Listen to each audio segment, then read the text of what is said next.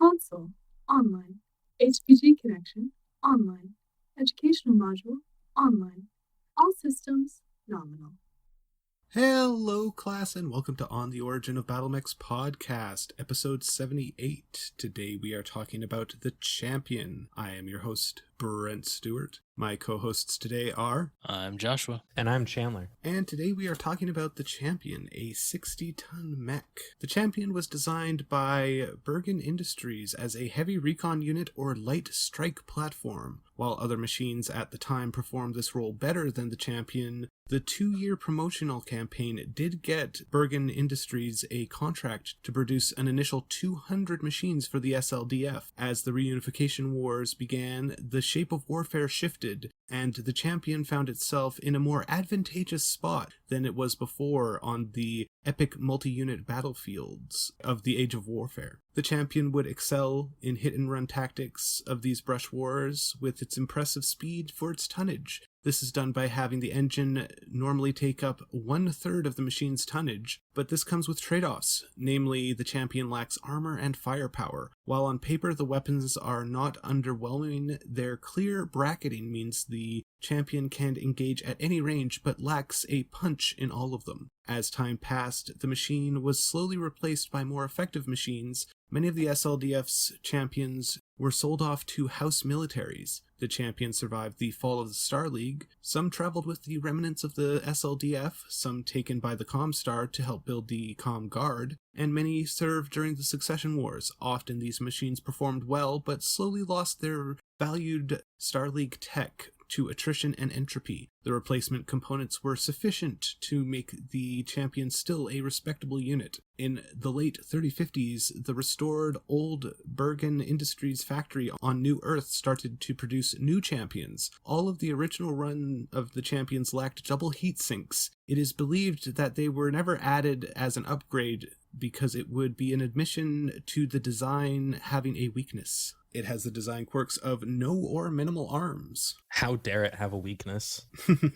I like it. I like the Champion. I have one in MechWarrior Online, which I got it because it is one of the only mechs in MechWarrior Online in the 60-ton range that you can actually get up to a proper 5.8 because of the way they cap engines depending on the chassis. Mm-hmm. And it's armed similar to the Champion 1N, but I've got MRMs instead of the SRMs, which we'll get into the stats here in a minute. But it's fast, it's agile, and yes, you can't really punch at long range, but everything on the Champion can punch at close range, and so you can, if you can get in close and keep from being hit, you can gut things. It's a very fun mech, especially in MWO. Mm-hmm. Well, I think the key for this machine is speed and a pilot who knows how to properly use it. Yeah. I do find it interesting that they say that there are better mechs suited towards this kind of fast, movable, skirmishing, multi-role mech. And then in the TRO 3050 upgrade, they specifically call out the Griffin. It's like, yes, technically the Griffin is similar role, similar profile, but 55 and 60 tons, they're basically the same thing. The only real difference is a 60-tonner can mount more armor, and a 55-tonner is more efficient with jump jets. Mm-hmm. So there's not a huge reason not to go up to 60 tons and make the Champion for this role. Mm-hmm. Yeah, and I think one of the main reasons for its popularity, it is mentioned that it was popular with the SLDF during the Star League, was during that era, it was a lot more small-scale fighting than you would get during the Secession Wars, and then also during the Amara Civil War, which was only a small war.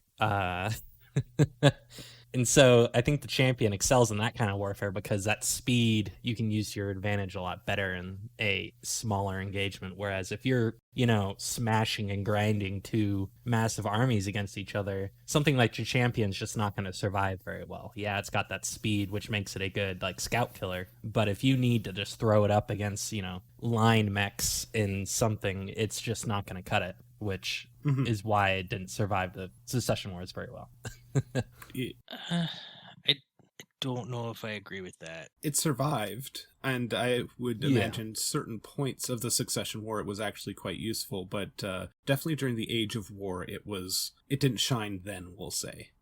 Yeah, I mean a very similar tonnage mech with the Dragon. Yeah, and I think that's more of a fluff thing. because if you look at it, it's got a good mix of weapons, and even in heavy conflicts like World War II, speed and mobility are key. Absolutely. You have your big, heavy breakthrough units like King Tigers and Atlases, but those can't outflank and keep up and turn the enemy's lines. You need your more agile mediums, and again, 60-tonner is just a slightly heavier medium. Mm-hmm. You need something that can effectively, take advantage of the route that the Atlas has done for it. Yeah, I think the biggest weakness for it during the Succession Wars, especially the third Succession War, is the lack of hands makes it a subpar raider. Mm-hmm. So the Champion does also have one lamb model, but we are not going to talk about it today, but we are just going to mention it here. Is a silly thing. Yes. The regular machine has a design quirks of no or minimal arm. It kind of looks like a airplane. The arms are kind of very wingish, and the weapons generally are all mounted in the torso. So it's kind of obvious why it gets one of the lamb models, right? Yeah, it looks like a late World War II jet on legs. Mm-hmm. Even has jet engine pods in the standard artwork. Yeah. This is definitely one of the mechs I want to see a official redesign for, because it has such a good center focus. Like as soon as you go from like legs up through the torso and then about halfway through the arms, and it's just the end of the arms, it just doesn't know what to do with them. And so you've got these weird jet pod things, and it'd be great to see a design that does something with them. MechWarrior Online gave them like pulley systems, kind of like retrieval systems, which is interesting, but I feel like still isn't really it. You could do something there, and I just don't know what. Yeah, they're just begging for some sort of big missile rack. Yeah, like they look like they're built for it. I'm not sure what they're supposed to do, but... Yeah. Well, the first model we're going to talk about is the CHP-1N, seen in 2602. This guy has a movement profile of 5'8". It has 2 small lasers in the center torso, 1 LB-10X AC in the right torso, 2 medium lasers in the left torso, and an SRM-6 with Artemis 4 in the left torso. It's got 2 tons of ammo for the autocannon, 1 cluster, 1 slug, and 1 ton of SRM for the SRM-6. It has 10 single heat sinks. And no case, so don't get shot. Mm-hmm. But it does have Pharaoh. Yes, which is all of the weight savings that it has, which the 60-ton range, if you want to move fast, I feel like you kind of need those weight savings, and we'll start seeing that creep in later. But I feel like it's, as an intro model, it's great. Yeah. And you've got Artemis on your SRM-6s, so it's probably the most efficient weapon for that era. And 60 tons at 5'8" is actually the optimal. Like, that's with a standard fusion engine, that gives you the most tonnage for that speed. Mm-hmm. So, would I like to see endosteel on it? Yes, but it's right where a standard fusion engine 60-tonner wants to be, in all honesty. Don't you talk about the Champion, Chandler. I like it. I want to love it, and we'll have a variant that I really love later, but Until then, you're like, see me after class? I don't know. I really don't know how to feel about this mech.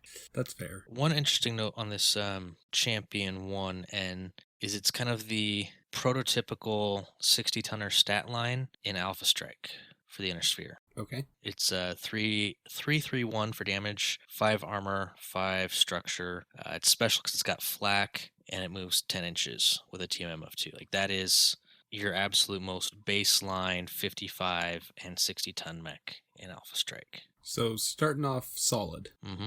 Again, maybe if you had endosteel, like if you really wanted to optimize it, you'd put endosteel and you'd upgrade the small lasers to medium lasers and just take advantage of how efficient those are, especially in Alpha Strike, to bump the firepower up a little bit more. Mm-hmm. But overall, it's very baseline, kind of what you measure everything else against. That is fair. And, those things, those machines, those systems, whatever you want to quantify it as, those are important. Like, you need that baseline, just like you need bad cards or bad mechs or what have you to like really make the good mechs shine. Not everything can be S tier.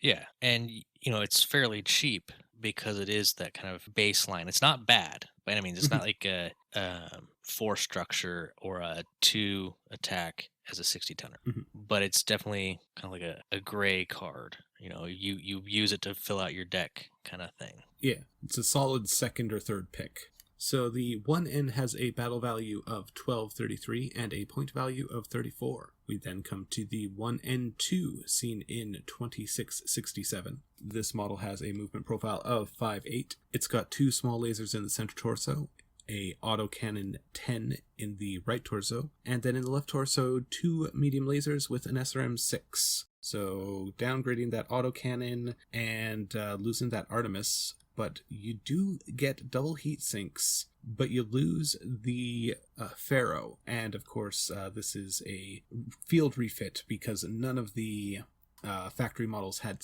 double heat sinks standard. We're looking at the 1N2 right now? Yeah. Mine has it as exactly the same as the 1N, just with double heat sinks. Really?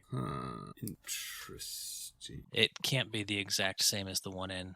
It's got a different profile in Alpha Strike according to MUL. Well, yeah, because it still has flak there. That's well, the it's change. also got 1 extra attack at short range, and it's 1 point more expensive. I think there's definitely some confusion here. My record sheet, shows regular AC-10 and SRM-6 with the double heat sinks. Although I believe I have the old one, so maybe that's an update. Yeah, 3039 says it was just a difficult upgrade replacing the substandard heat sinks with double strength models, but it was never sanctioned. But I can't. The record sheets I have an AC-10 instead of an LBX. Weird. Palace Game Lab store. Sorry, what was that? He's gonna go buy the official record sheets.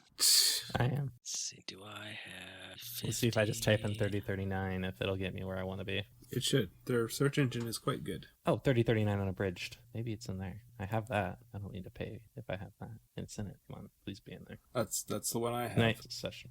But do feel free to look up because I think we've found some difference between my TRO 3039 and yours because we have different editions.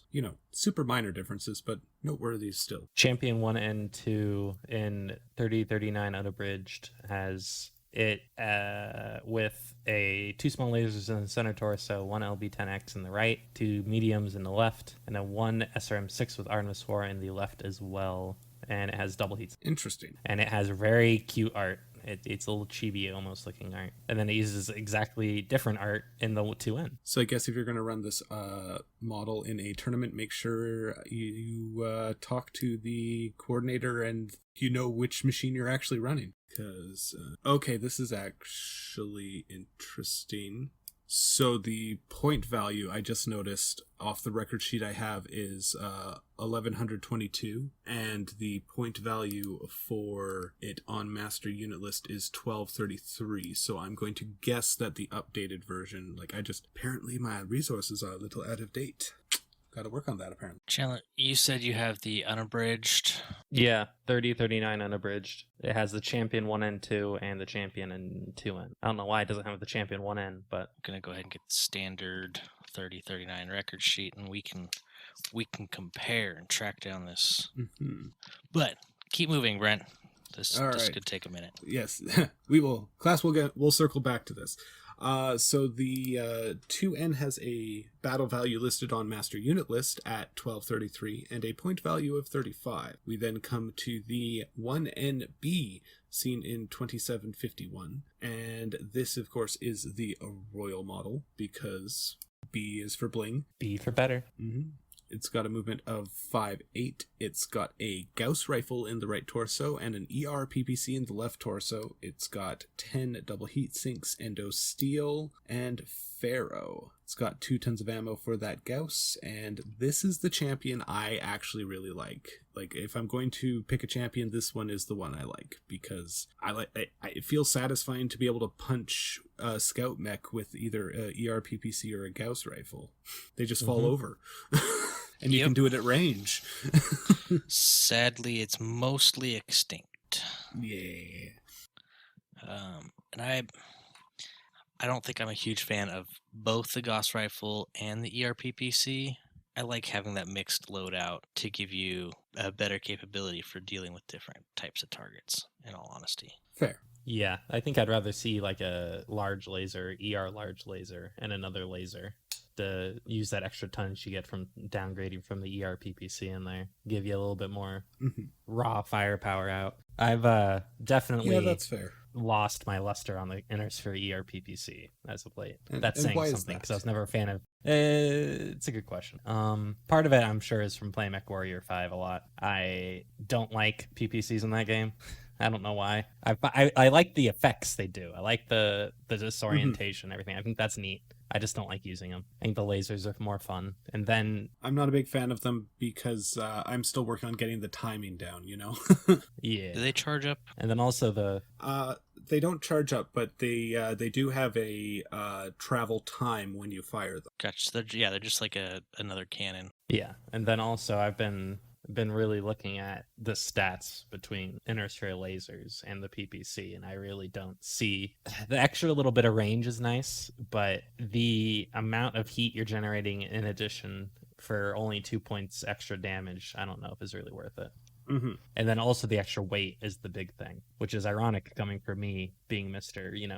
Autocannon man. But if I'm going to be putting lasers on things, I might as well be, manipulating the hell out of the weight savings I'm getting. Fair. So looking at the record sheets for TRO 3039, doesn't actually have any champion except the 2N. Mm-hmm. So the unabridged is apparently the most correctest one. I mean, it is where it's listed on master unit list, which is confusing because, the difference in battle value. Well, the heat sinks would increase the battle value. I'm just surprised they also increased the damage. I mean, between the record sheet I have that doesn't have the weapons, or has the weapon system change, because it's got about 100 points in difference in BV. Would switching 10 single heat sinks to doubles do that, do you think? Or that's just 100 BV, so I would assume that seems reasonable. Fair enough. I mean, that's when you're measuring BV in thousands, 100 BV is not terribly significant. No. I do find it interesting that in Mega Mech, the 1N and 1N2 have the exact same BV, even though the 1N2 is just a little bit better because of those double heat sinks. So there's a lot of places where the champion is mismatched from the actual stats. Mm-hmm. Well, enough about the 1 and 2, now that we've gotten that sort of ironed out as much as we can, live on recording. You know what I mean. Also, supposedly in 2750. just to throw that one out there. So I'll get that one. And you got 3039. Now, Brent, we need to figure out what TRO you're buying this episode. So the 1NB has a BV of 1632 and a point value of 36. We then come to the 2N, seen in 2810, and it's got a movement profile of 5.8. It's got 2 small lasers in the center torso, AC-10 in the right torso, 2 medium lasers, and an SRM-6 in the left torso. And this model is back to the single heat sinks, and it does not have any ferro, so no weight savings on this guy, but it does have 2 tons of ammo for the AC and 1 ton for the SRM. This is just a sad champion. Yeah, this one, it suffered a lot from losing the Pharaoh and the weight savings from having a LB10. Mm-hmm. But, this is your Succession Wars era champion, so it's on par with everything else, All the shiny tech got taken away. It's 128 points of armor is negligible at best. There's 45-ton mechs that have more, that move almost the same speed and with similar firepower. And this is where you can see it kind of gets that reputation for not being great. Yeah. Yeah. So this guy's got a battle value of 1116 and a point value of 30. And speaking of the shiny tech, we have one that has all of it because we have the Champion Seed, seen in 2867. It's got a movement profile of 585, so gets jump jets. Isn't that exciting? It's got a small pulse laser in the head, a small pulse laser in the center torso, an LB-10 XAC in the right torso, 2 medium pulse lasers, and an SRM-6 with Artemis 4 in the left torso. And for the first time, we have weapons in the arms. ER medium laser in both the right and left. It's got 10 double heat sinks. It has an XL engine. It's got Pharaoh. It's got 2 tons of ammo for the LB, 1 of cluster, 1 of slugs, and 1 for the Artemis. And they are both protected by case. And of course, because it is clan tech, the case is integrated, so you don't have to pay the cost on that, which is nice. Yeah, I find this one disappointing. Looking at the Alpha Strike stats, it's a low, like it's a clan medium at best, and that adding the 5 jump jets, jumping is very nice. 5 is borderline in my opinion. You really need 7 before it becomes the best thing to have. Well, at 5 you break even, so Yeah, that's why I say it's borderline, because you break even. But for me, the big problem with the jump jets on this guy, it's a 60 tonner. It's paying twice as much weight for those jump jets as if it were a 55 tonner. So no, that's fair. And then you're putting an XL engine on there. Could you have gone endo and standard fusion, left the jump jets off, and still gotten all these upgraded weapons and just had a straight up superior, tougher machine that didn't jump? Well, I mean, this is based off of a retrofit that then became a production model.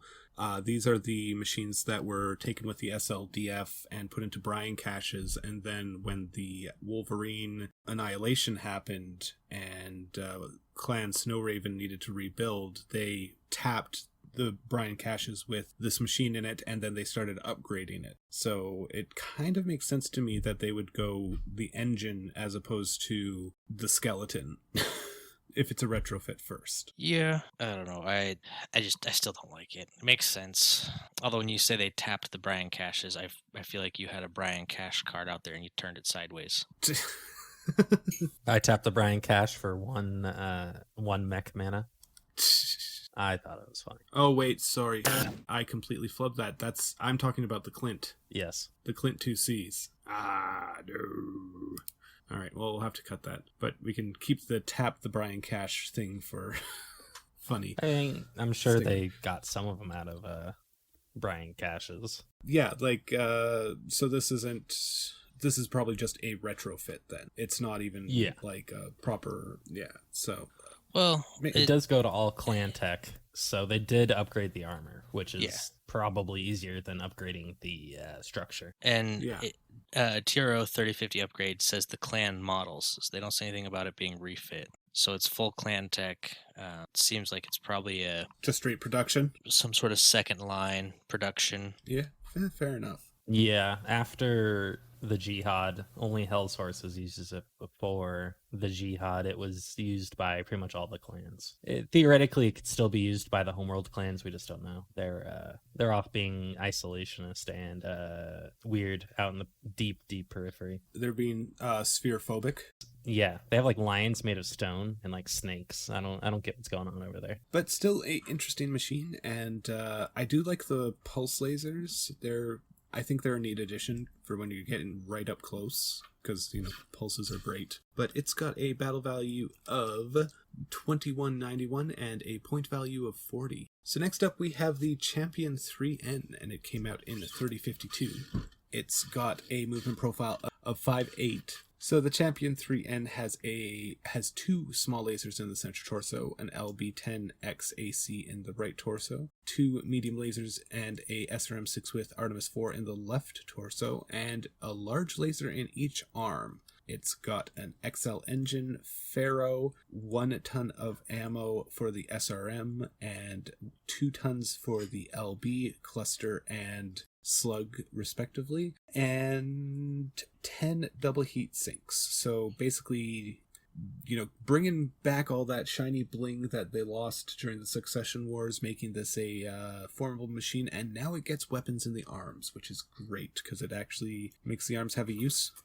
Yes. You do lose a little armor off of the older variants, which is, but Yeah, you've only got 7.5 tons of Faro versus 8 tons of standard for the 2N, which means you're slightly better than the 2N, but you're worse than the original. Mm-hmm. And you're hot. You are so friggin' hot. Oh, those large lasers just set you to boil. Yeah. And you have an XL engine, so I mean this thing is got about as much armor and structure in Alpha Strike as a fusion engine 35-tonner with maxed armor. So I mean, it's neat. It's a cool piece of kit, getting all that upgrades back, but it's fragile. yeah, they definitely could have done a better job. Yeah, I mean, Comstar was just trying to do what they could with what they had, because this was made for 2Kid. So they just were like, we got a 300 XL engine, let's just shove it in there and just slap on what we got and just get it out there. And go. It needs to go shoot clanners. So put it this way, a Jenner F 3025 Jenner has slightly less firepower in Alpha Strike, 2-2 versus 4-3, and no overheat, whereas the Champion 3N has an OV of 2. But they have the exact same armor, and the Jenner moves faster, and it jumps. I mean, the Jenner is a high watermark. It's a very good machine when used effectively. Yes, probably my favorite 35-tonner, but still, just when you put the Champion in that kind of context, it's a very the Champion 3N in that context, it's a very, very sad machine. Mm-hmm. Well, it's got a battle value of 1400 flat and a point value of 34. We then come to the last champion we have tonight, the 3P, made in 3061. This, of course, is a production model from the rebuilt facilities. It has a movement profile of 5'8". It's got an improved C3 in the head. It's got an Ultra AC-10 in the right torso, an INARC in the left torso, and 2 ER medium lasers in both the right arm and the left arm. It's got 11 double heat sinks, endo steel, and an XL engine. It also has case to protect the ammo in the left torso, 2 tons of the INARC, and 3 tons of Ultra AC-10. Not really sure how to feel about this one, especially since it's Word of Blake / Comstar. I'm just sad we haven't gotten a rec guide version that upgrades this thing the right way. I hope someday soon. I know a lot of people that will go absolutely bananas for it. I'm a little sad that it wasn't part of the Comstar packs for the Kickstarter, just because I wanted to see a new Kickstarter, a new champion design, as I said earlier. But yeah, I feel like this mech could use a couple other variants just to give it some more variation, because a lot of its variants are iterations on the same idea, just different eras. Like the 3P is almost exactly like most of the other champions, just it has an INARC and a improved C3 now, and an Ultra 10 instead of the LB10. And just went it all in on the ER medium lasers as well. Yes. It does have more armor, which is nice. I really like that. It's starting to creep up there. Since it was a Terran hegemony and SLDF design, it makes perfect sense to bring back a Ill-Clan variant. Mm-hmm. No, definitely. Yeah, it'll be interesting to see what happens to it in the future. It always is.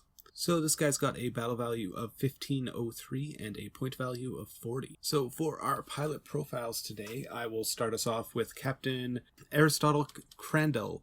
He was a member of the SLDF and served during the Hidden Wars era. He was also his regiment's resident gunslinger graduate, and as such, during his career, he logged 60 duels while fighting Cretan forces, 27 wins, 31 losses, and 3 draws. He died while dueling a Lancelot. He scored a critical hit on the Lancelot's engine that caused it to cascade into a critical failure, killing both pilots. So that last one is one of the draws, I guess. Yeah, mutually assured destruction. It's a classic way for nuclear engagements to end. Yeah. They both have fusion engines. That means it's a nuclear engagement, right? All right, next up we have Acolyte 7 Aristozenos Crandall. And he is a descendant of Captain Crandall, the last pilot we just talked about. He also pilots a champion. He is part of the 91st Division of Comstar's Comguard. He has studied every record he can get his mitts on of his ancestor Captain Crandall, and he has obtained permission to paint his champion the exact same way that Captain Crandall did. Unfortunately for Acolyte Crandall, his skills are not exactly up to par with his ancestor, and most of his simulator duels against his fellow comguards normally result in him dying. So hopefully Acolyte Crandall can live up to his family name and go defeat the clans, because, he totally didn't die painfully. Or hopefully he retired before the clans showed up. Yes, that would also be beneficial for him. Next up, we have Force Commander Boris Krepke. Boris Krepke commands the Lesnovo. Apparently, they don't just make laptops in the 31st century.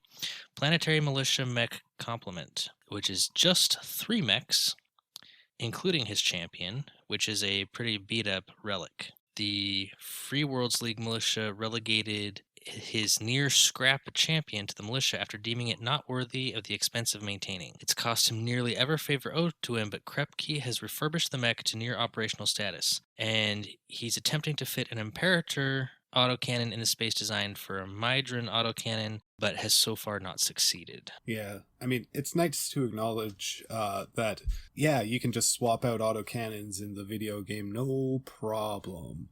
And in the tabletop, that's cool. If this were real, and you went from one model to another model, it would be a huge pain.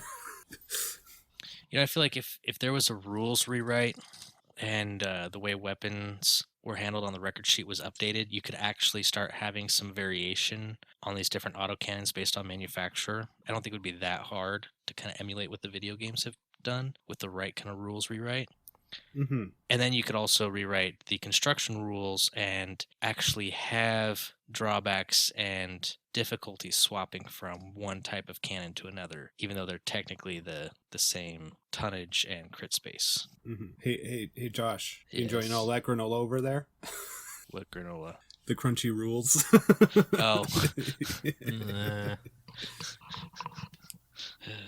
Ba-da-ba-ba-da-ba. I mean, it is absolutely possible. I just think it's a little bit of a big ask for the actual tabletop, but in something like Megamech, absolutely doable. Well, then that's what I'm saying, like a rules rewrite. Because, yes, in the current 35-year-old iteration of the rules, it would be a nightmare. Mm-hmm. But if you updated the way weapon information was handled, you could add on basically quirks to weapons themselves. Mm-hmm. And I think that would like be a quirk totally... system. Yeah, no, I get what you're saying. But you have to rewrite the rules, which is never going to happen. Not even if asked nicely. Not even if we ask nicely. Well, I believe there was a loose plan to bust in the door of Catalyst one day with a binder of demands and rule rewrites and not leave until our grievances are addressed. But it's still in the preliminary planning phases, right? Heavy battle clause or Yes. bust. All right, next up we have Demi-Percenter Vayne Highfield, who is a veteran of both Tukian and Operation Bulldog. Vayne became one of the best-known Comguard officers on Luthien, where he was stationed until Blakists did their Blakist things and became troubles. He is known in the court of House Kurita for his wit and charm, as much as being a skilled mech warrior. And he actually became a close associate to Hirohito Kurita, who he often carried out mech exercises with, namely with his champion and his lance against the prince's personal lance. They ended up being tied in honor, and Hirohito Kurita is known to have praised Highfield's force particularly highly, especially in his hit and fade tactics, which of course the champion excels at, being a relatively fast mech. Vayne Highfield was recalled to Tukiat at the outbreak of the Jihad, or well, not the Jihad itself, but the conflict between the Comstar and Blakists, and he would take part in Case White, where he most likely died. And for those of you who don't know, Case White is where Comstar tried to take back Terra from the Blakists, and it did not go well whatsoever. On a scale of 1 to 10, it's a solid 3 on the going well scale. Finally, we have Force Commander Pasi Irian. He's driving a formerly Word of Blake mech, which was transferred to the Free Worlds League after the failure of Operation Scorpion in 3052. While most of the champions handed over to the FWLM by the Word of Blake were stripped of their advanced technology in the same way that Comstar stripped technology from mechs given to the DCMS in the War of 3039. Just like the Kintaro. where it lost its narc beacon. Force Commander Iran's champion still has all of its advanced technology, but he's somewhat underwhelmed by its quote-unquote advanced design. And he has carried out a number of field modifications to his champion and designed it to improve its heat management and endurance, including replacing the SRM launcher and its advanced Artemis fire control system with a pair of Streak 2 SRM launchers to add more armor. So I guess... Always happy to see more armor. Yeah, and it sounds, I mean, that also helps you manage your heat because you're generating less heat from your missiles and their streaks, so if they don't lock, they don't fire. So I guess he's managing his heat and getting more armor at the same time for a slight downgrade in firepower. When in doubt, more armor. And for our data dive today, we are going to turn back to the House Davion for part 6 of their series. When last we spoke of the Federated Suns, they had just finished the disastrous rule of Etten Davion when an assassination attempt failed. The government was in complete chaos from Etten's rule, and the High Council looked for the next person they could elect to president. Etten's children were both 16 and too young to serve, and his sister lacked the credentials and experience. In fact, it was hotly debated if the next president should be a Davion, but the factionalization and the infighting was too much of a risk, and so the High Council chose Paul Davion, Etten's brother. Paul had suffered health problems as a child and was unable to serve in the military. Instead of living off his family's wealth and name, Paul devoted himself to knowledge and studied the fields of history, psychology, and technical studies. During his brother's rule, he was more than happy to remain in the shadows and live his life of study and reflection. But when the High Council chose him, he was forced into the limelight. He, in fact, tried to advocate and stay hidden, but eventually was convinced by the council and his friends that the stability he would provide would be far better than any other option. And so Paul stepped forward to fill the hole his brother's passing had left in the Federated Suns. I would like to take a moment to acknowledge that the High Council was not acting in a truly altruistic manner here. Yes, they wished to correct the course of government that they now faced, and they also wanted to put a puppet in charge that they could control and direct. They wished to not only save and strengthen the Federated Suns, but to have it be them who saved and strengthened the Federated Suns. An important distinction. Paul turned out not to be their man, for while not an imposing figure, often dressing in mismatched attire and being quirky, and during bad spots a hypochondriac and suffering from paranoia, he was opinionated and determined to see his ideas implemented. As we have seen time and time again, this can be disastrous, but with Paul, who again was a student of psychology and history, all his reforms were beneficial, or at the very least did not hurt. But given the state of the economy in the Federated Suns, not much could actually hurt or make it worse at this point.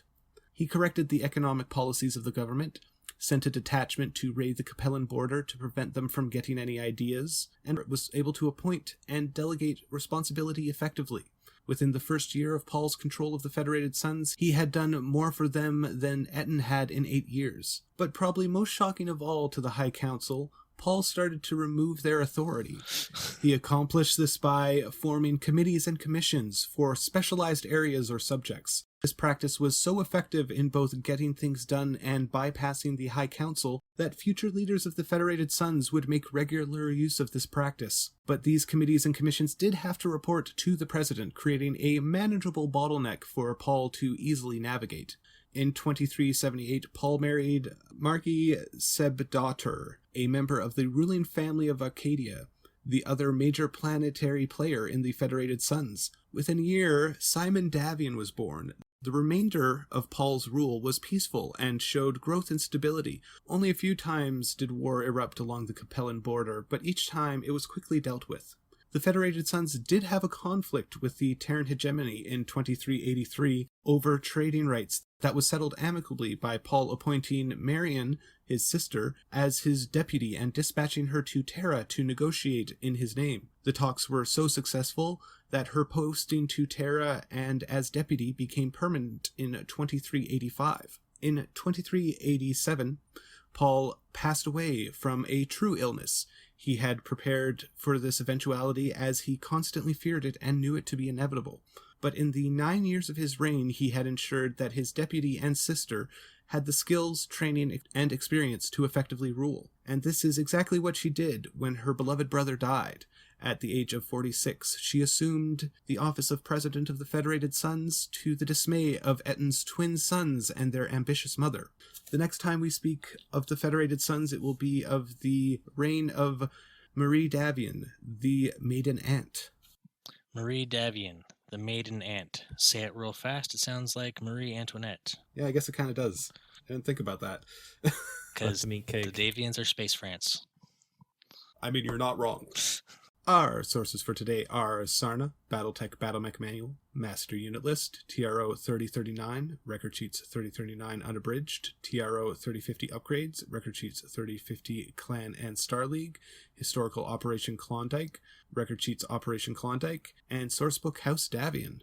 This podcast is made possible by our supporters on patreon.com/on the Origin of Battlemechs, link in the description. Our social media on Twitter is at Origin of Mechs. We also have a community Discord, the Armory of Ouroboros, link in the description. You can email us at ontheoriginofbattlemechs@gmail.com. If you enjoy the show, please leave a review on your platform of consumption, tell your friends about us, and share on your community platform of choice. Special thanks to my friend Laura for the intro and outro.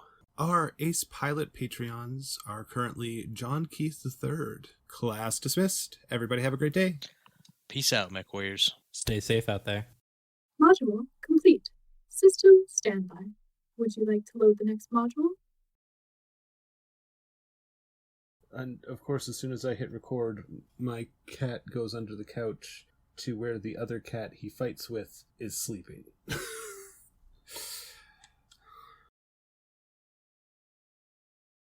I spend too much money on Battletech. I'm also going to stop recording now. It's got Ace. Sorry. Jesus, Major, that is not your dinner. Stop. Crooks was sleeping or something. Let him eat. Let him eat. No. Survival of the fittest.